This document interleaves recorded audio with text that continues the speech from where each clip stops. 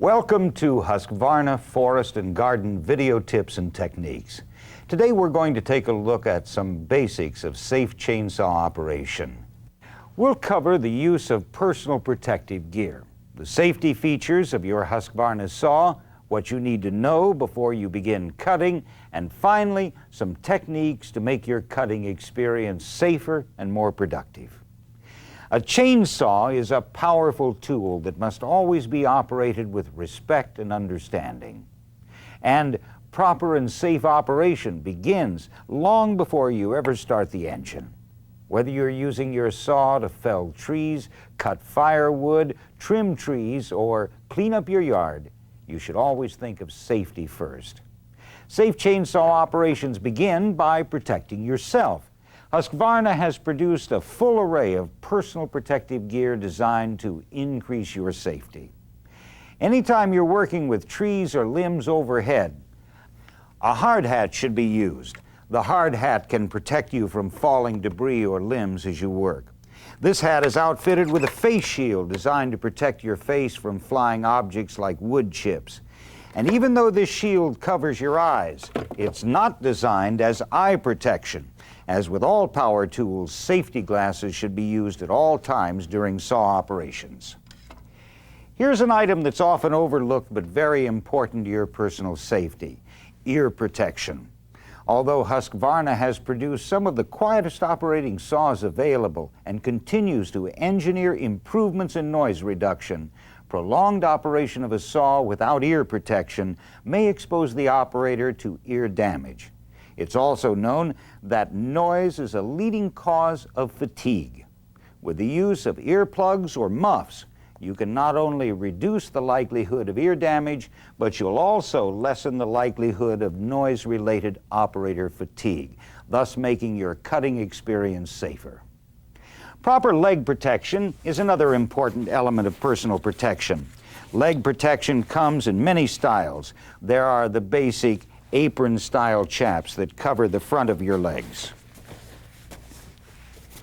There are also wraparound-style chaps that also help protect the back of your legs.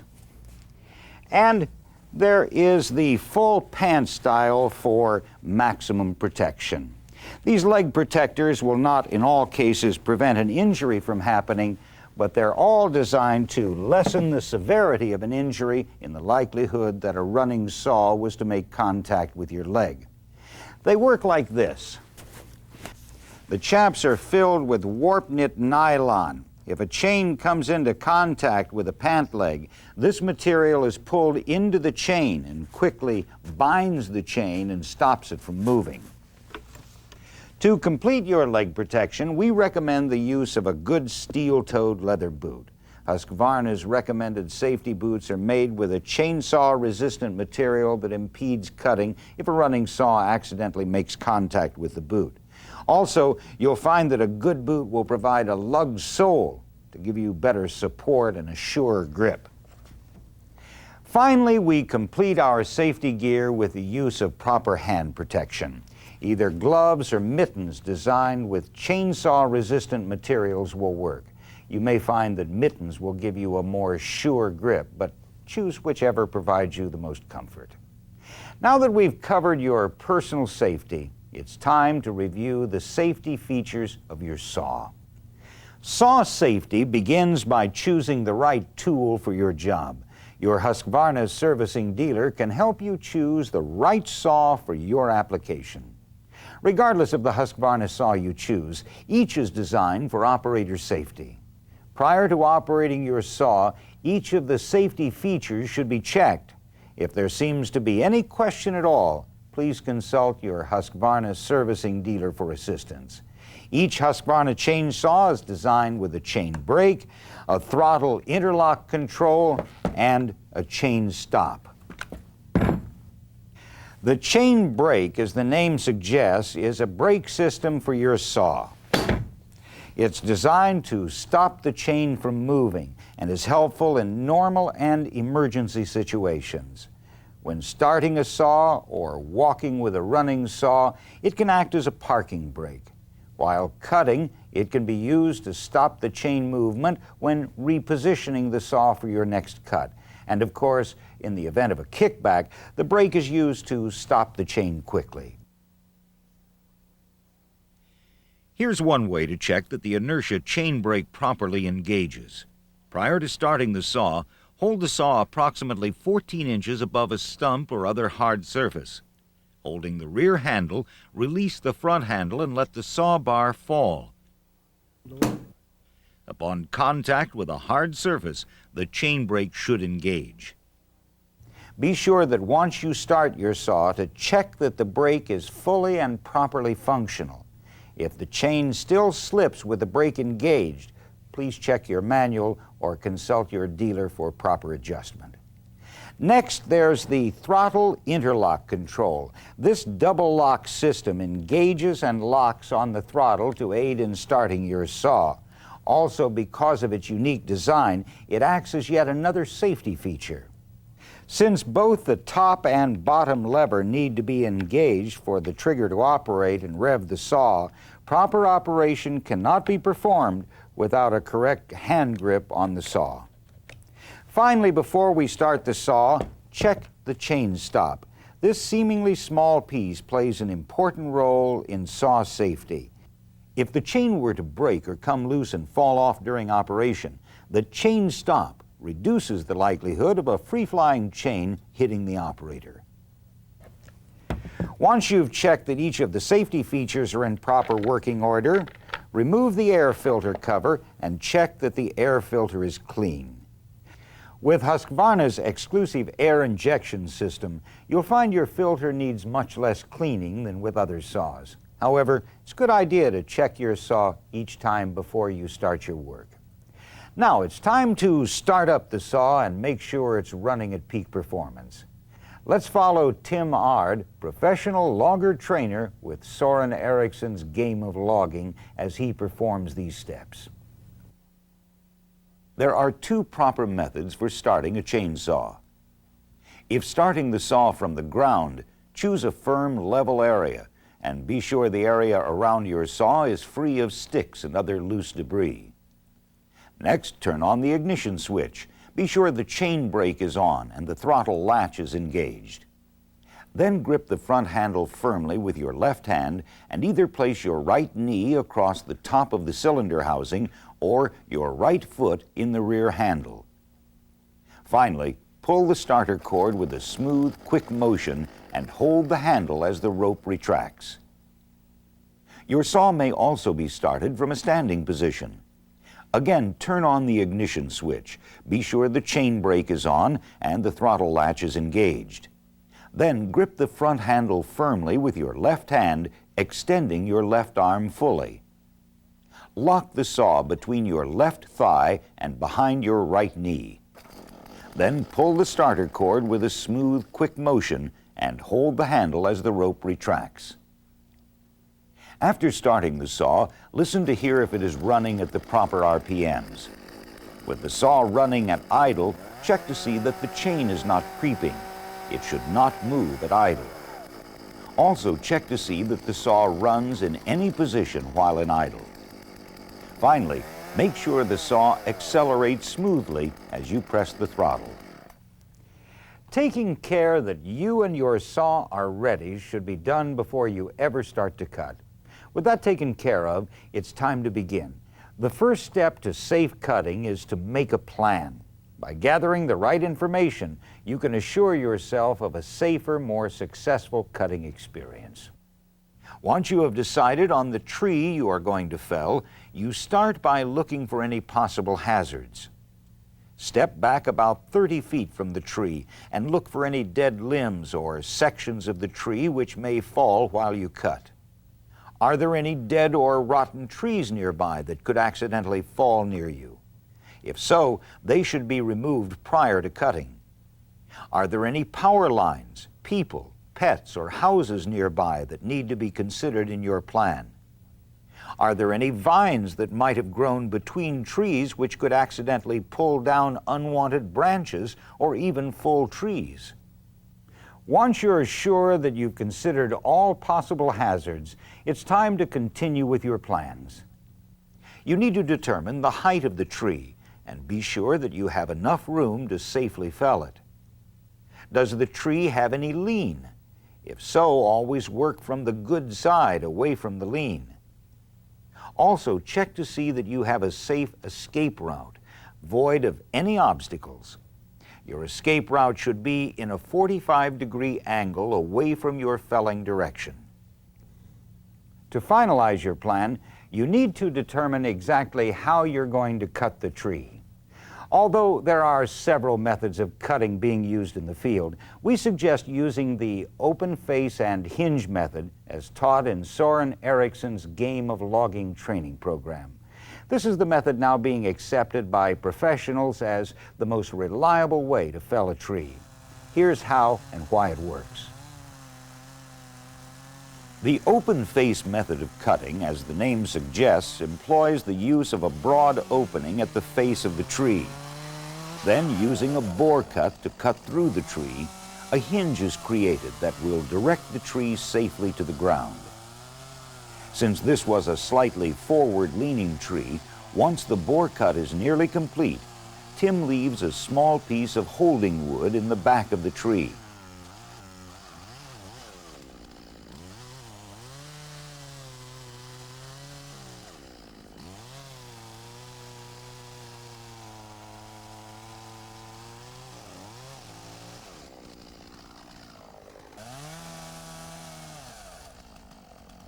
Then makes a final cut and releases the tree from behind. The open face method provides a higher degree of control and accuracy than most other methods of cutting. The three most common face cutting techniques include the Humboldt, the common, and the open face. As you can see, the Humboldt notch closes and stops working before the tree is close to the ground. This means the tree will snap free and you will no longer have control of the direction of the fall. The same is true for the common notch. Now, let's look at the open face notch. The tree will nearly reach the ground before closing the notch. This allows the hinge to steer the tree safely and accurately. Properly using the open face and hinge method often requires the use of a bore cut.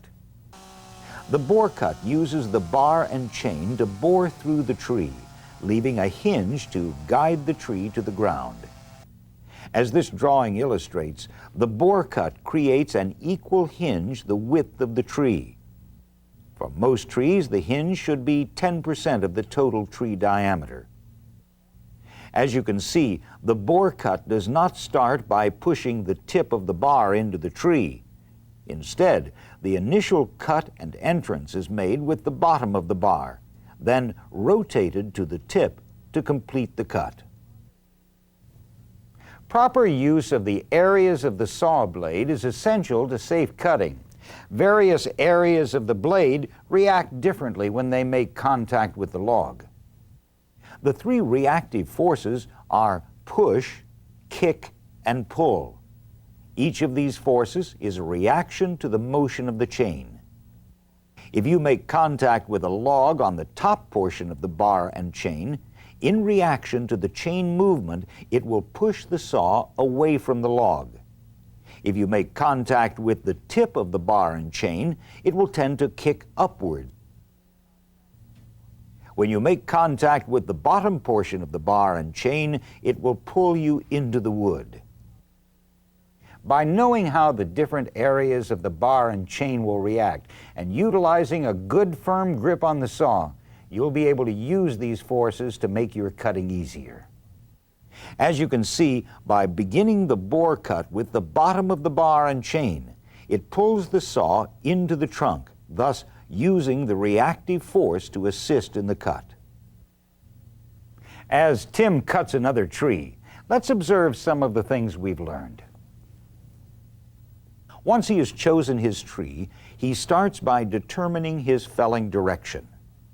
Next, he steps back about 30 feet and takes more information. He looks for hazards. Once all potential hazards have been dealt with, he determines whether the tree has any lean.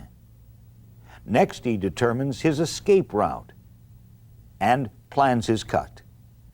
Using the top of his saw as a sight, he lines up and makes the face cut. Notice that the cut is more than 90 degrees to allow for plenty of notch for felling.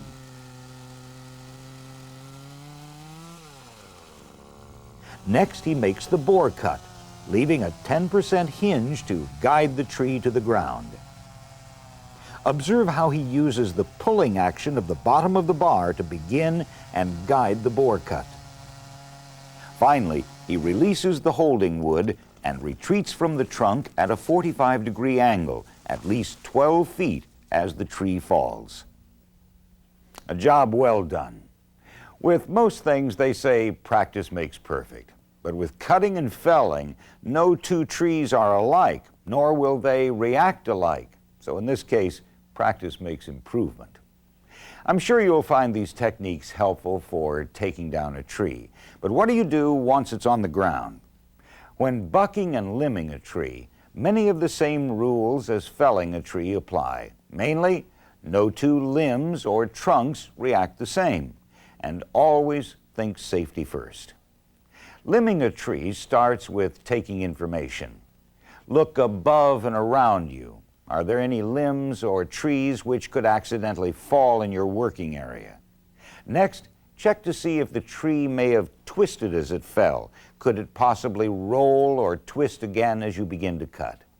Is the tree lying flat? If not, what parts of the tree are suspended and where are the areas of stress and pressure? Check the tree stump. If the tree left the stump, did it slide forward, possibly causing back pressure on the limbs? And finally, with every limb, make a plan. Be sure you determine what is likely to happen with each cut you make. It's important to utilize techniques that will slow down the cutting process, which will increase your reaction time, lessening the possibility of losing control. Once you've gathered your information, it's time to begin cutting.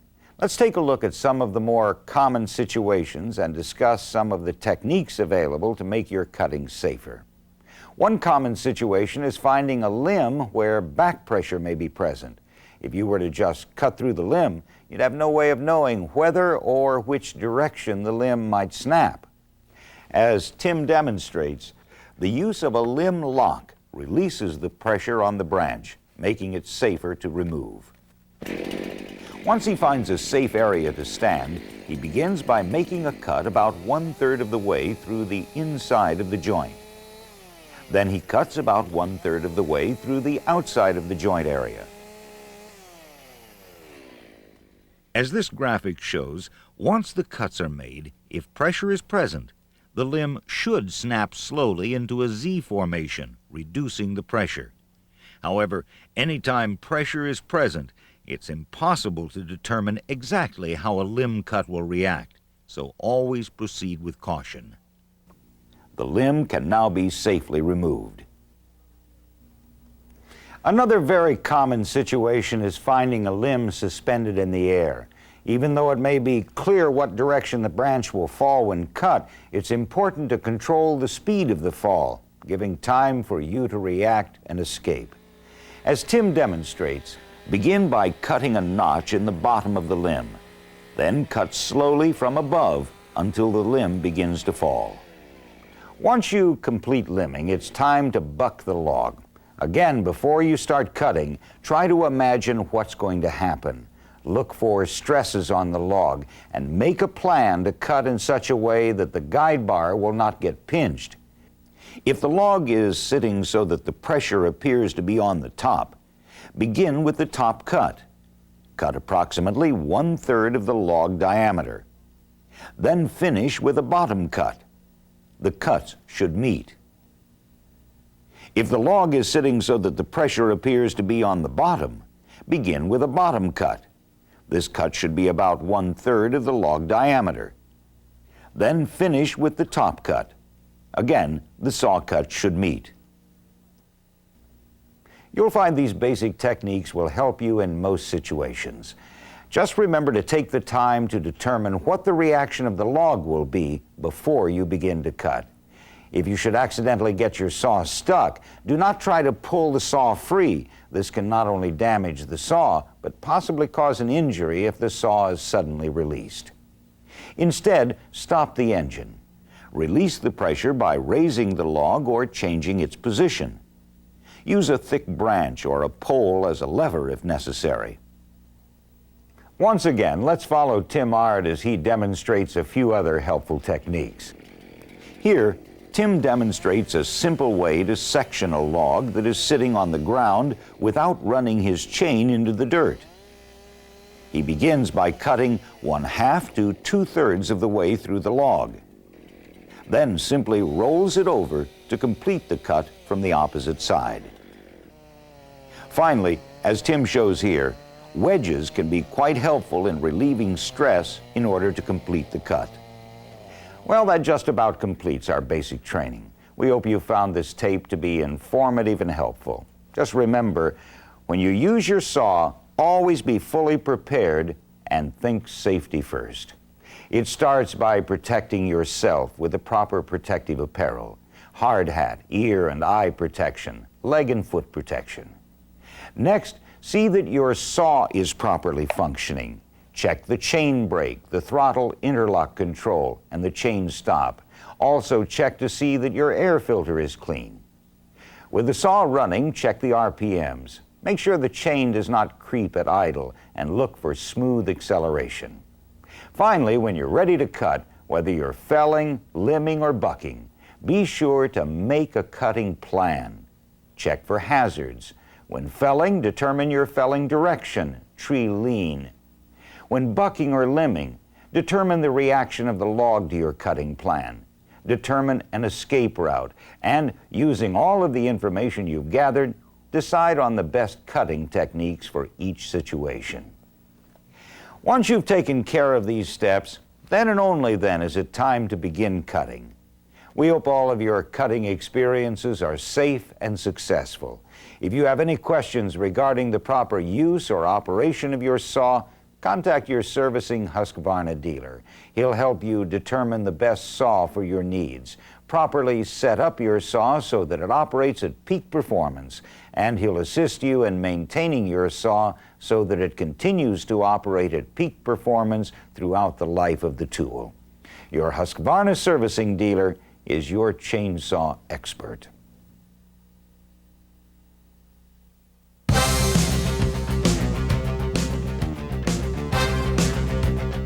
Husqvarna offers a complete line of personal protective gear designed to enhance your safety. Husqvarna also produces a full range of chainsaw accessories to make every cutting job safer and easier. Ask your servicing Husqvarna dealer for help in choosing the right products for you and your job. Also look to your Husqvarna servicing dealer to supply you with the most comprehensive line of forest and garden equipment in the world. Chainsaws that meet the needs of every user, from the homeowner to the logging professional. Walk-behind mowers, riding mowers, and tractors with a range of features to suit every lawn and every operator. Tillers, cultivators, edgers, and blowers. Specialized cutting tools, hedge trimmers, grass trimmers, brush cutters, and clearing saws. All Husqvarna products are designed with a dedication to excellence. Excellence in design, excellence in manufacture, excellence in service to you. To find out more, visit your servicing Husqvarna dealer.